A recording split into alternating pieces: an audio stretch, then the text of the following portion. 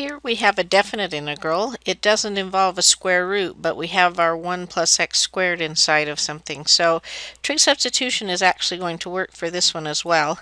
Let's see how we'll do it then. We're going to make our right triangle. We want to set it up so that one of the sides will be this 1 plus x squared. Actually, we'll have it with the square root. That'll be okay. Let's show you how that works. So this one's going to be x, this one's going to be 1, this will be theta, so this will be the square root of 1 plus x squared. If we want to look at the trig function that connects these easier sides, then it's going to be tangent theta, and that's going to be x over 1. So x is tangent theta. That means dx is going to be secant squared theta d theta. Let's go ahead then and make our substitution. Now, something that's different here, when we do a change of variables with a definite integral, we need to do one of two things. We can either go off to the side and do an indefinite integral and then resubstitute, change our variables back to get it in terms of x, and then evaluate from 0 to 1. Or we can change our limits of integration and evaluate it while we have it in terms of theta. I think that's what I'm going to do here. So I'm going to change my limits of integration. If x is 0, we have tangent theta is 0. And when is tangent theta 0 on our restricted interval? Well, that would be at 0. And then our upper limit is 1. When is the tangent 1 on that restricted interval? That's going to be at pi over 4. So we're changing our limits of integration.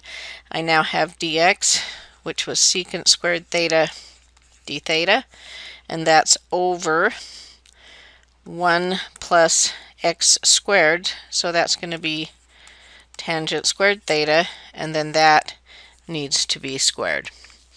Now as we look to see what we could do with this, I could replace the 1 plus tangent squared theta with secant squared theta, and then this secant squared theta will get rid of one of these, so what I have is the integral from 0 to pi over 4 of 1 over secant squared theta d theta.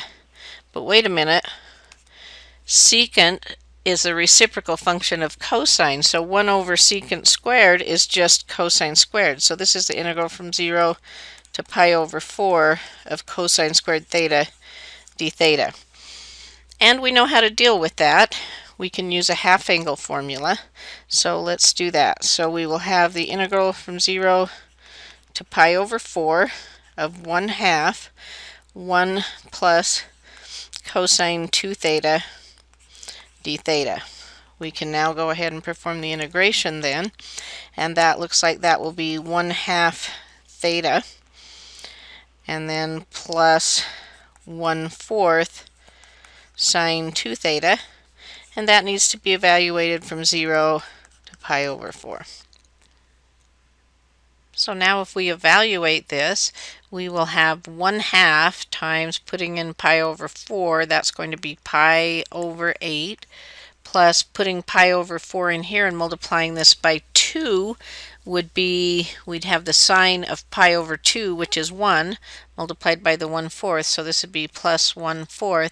And then as we evaluate the lower limit, we would have 0, and the sine of 0 is also 0. So this is our answer.